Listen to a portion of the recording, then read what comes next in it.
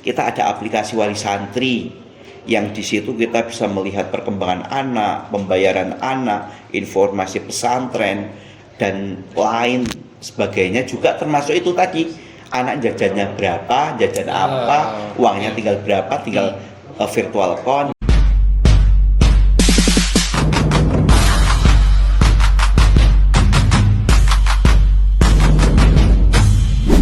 Dari pengalaman Bapak nih, apa sih yang menurut Bapak kesalahan paling umum yang dilakukan oleh pesantren dalam mengelola administrasi mereka, dan bagaimana sih pesantren smart digital itu mengatasi masalah tersebut? Mungkin sedikit menambahkan nih Mbak,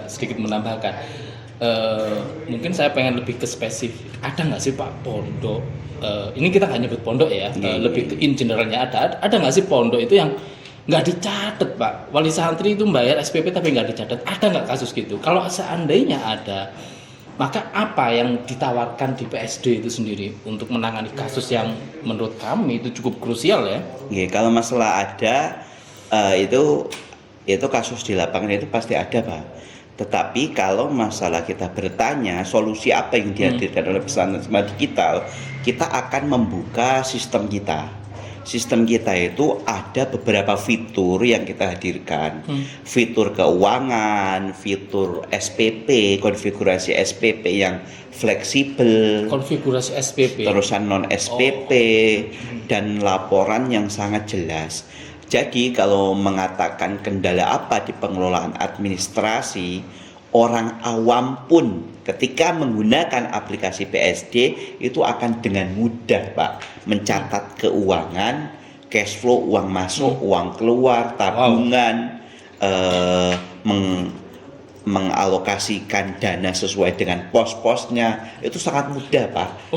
Karena kita membuat aplikasi yang fitur-fitur keuangan ini kita sesuaikan dengan sudut pandang admin. Tetapi yang notabene-nya tidak punya basis administrasi. Oh gitu. Saya nggak harus lulus S1 ekonomi dulu nih Pak. Lulus ketika dia diamanai menjadi bendahara atau administrasi di pesantren untuk menyelesaikan masalah administrasi yang sedemikian kompleks dan bahkan menjadi salah satu kendala pesantren untuk perapian data, single data, itu adalah sistem atau fitur kita yang kita kembangkan, tetapi sudut pandang admin yang notabene-nya bukan akuntansi. Dari akuntan. Mbak Roro ya, bilangin kok. Itu solusinya Mbak. Makanya Mbak Roro, kalau seandainya pengen proses pencatatan keuangan nggak perlu lulus akuntansi, dibilangin wah percaya. Bener. Ada fitur yang lebih canggih ternyata ya. Iyalah. Diciptakan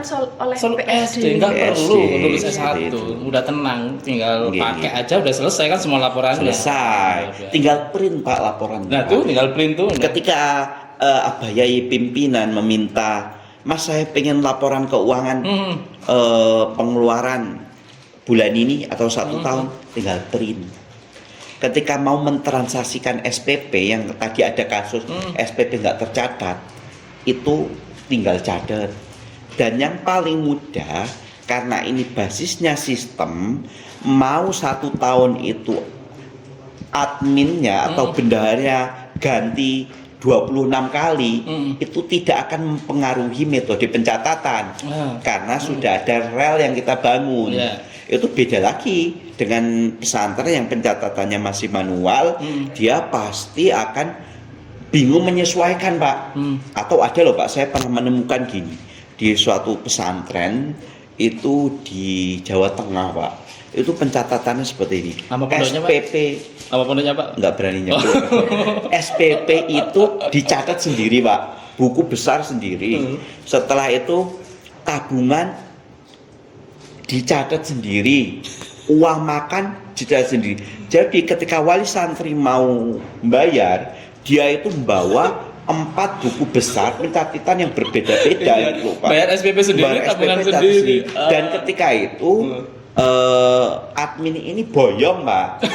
Setelah itu karena metode pencatatannya itu buku A itu ketika lunas itu dicentang, buku 2 ketika lunas itu digaris, ada yang ditandatangani. Lah itu bingung Pak. Nah, metode-metode seperti ini kan hanya selesai jika diselesaikan dengan teknologi yang mudah, yang dipahami oleh mereka udah gitu loh, ketemu Pak. tuh, udah ketemu tuh. Pak. PSD itu ada menjadi solusi utama bagi mereka Pak. atau benar pesantren sekali. yang masih manual ya. Benar Oke, sekali siap. gitu, Mbak. Udah yakin mondok tuh Mbak Roro? Iya. Para orang tua yang mau mondokin anaknya pasti juga udah yakin ya Pak ya, kira-kira. Yakin di Kalau PSD mau itu masuk gini, saya jelaskan juga. PSD itu banyak, Mbak, banyak fiturnya, banyak akunnya dan aplikasinya. Yayasan itu ada akun khusus yayasan. Unit pendidikan ada akun khusus unit pendidikan untuk khusus mengelola masing-masing unit. Terusan ada yang sama nyinggung wali santri itu tadi, kita ada aplikasi wali santri yang di situ kita bisa melihat perkembangan anak, pembayaran anak, informasi pesantren dan lain sebagainya, juga termasuk itu tadi anak jajannya berapa, jajan apa, uangnya tinggal berapa, tinggal virtual account. Guru ketika masuk di kelas itu absensinya juga dan lain sebagainya, ada aplikasi guru atau ustadz atau pegawai, mitra usaha melayani santri jajan dengan kartu itu tadi juga ada aplikasinya, sehingga kita itu kompleks. Mungkin biasa atau istilah yang sering kita dengarkan 2 in 1 atau 3 in 1 gitu ya. Iya. Kalau di PSD ini enggak, kayaknya all in 1. Waduh, istimewa, luar biasa. Sebagai seseorang yang telah menjalani transformasi dari santri menjadi seorang pengusaha teknologi nih Pak, kira-kira apa pesan inspiratif yang ingin Bapak sampaikan kepada para pengelola pesantren di luar sana yang mungkin sedang menghadapi permasalahan yang serupa? Kalau pesan saya itu mungkin akan saya spesifikkan, Mbak. Yang pertama, ketika seorang santri mendaftar menjadi santri di pesantren, itu jangan pernah khawatir dia menjadi apa. Karena di Indonesia ini seluruh profesi itu sudah pernah diduduki oleh santri. Presiden ada santri. Wapres sekarang ini Yai Ma'ruf Amin juga santri. Menteri-menteri banyak yang santri. Loh, jangan mau jadi menteri, Pak? Nunggu jadwal. Oh gitu, nunggu jadwal ya. Jadi seperti itu. Jadi pesan saya, santri itu semangat menjadi santri, serius. Kalau mau jadi pengusaha ya pengusaha yang ulet, pengusaha yang siap jatuh bangun seperti itu pesan untuk para santri. Dan untuk pesantren, pesan saya sebenarnya nggak banyak, Pak. Cuman saya pengen bergandengan tangan kepada para pesantren untuk bareng-bareng memberikan pelayanan terbaik kepada santri dan wali santri. Juga kita bareng-bareng pengen mentransformasikan pesantren itu bukan hanya dianggap sebagai lembaga pendidikan yang tradisional, tetapi lembaga yang benar-benar bisa menjawab tantangan zaman seperti itu. Jadi nggak kuno gitu loh. Jadi ya itu menghadapi tantangan zaman dengan teknologi. Bahkan Mbak, tim kita itu punya namanya robot santri seperti itu. Dan insya Allah mohon doanya nanti kita akan mengembangkan pesantren programmer. Wah, Masya Allah, luar biasa tuh. Luar biasa. Berarti itu inovasi baru yang mungkin sedang dikerjakan sekarang ya Pak? Inovasi baru seperti itu, Pak. Saya potong nih. Tadi sempat waktu di awal itu Ustadz Bri itu ngobrol bahwa ini terlepas yang robot santri, kemudian ada pesantren ngoding ya. Iya. Apa yang saya lupa tuh. Yang programming. Terus yang ketiga tadi di awal tuh udah disebut tuh Mbak Roro, yaitu masalah school smart system. Apakah itu bagian dari inovasinya Ustadz Bri ke depannya? Benar, Pak. Jadi ini produk lain yang berbeda dengan pesantren. Oh gitu. Kalau pesantren itu inovasi kan baru ya, fokus ke dunia pesantren.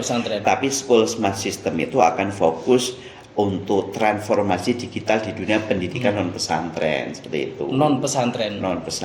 Karena ada sedikit perbedaan sedikit ya, itu. secara manajemennya juga ya.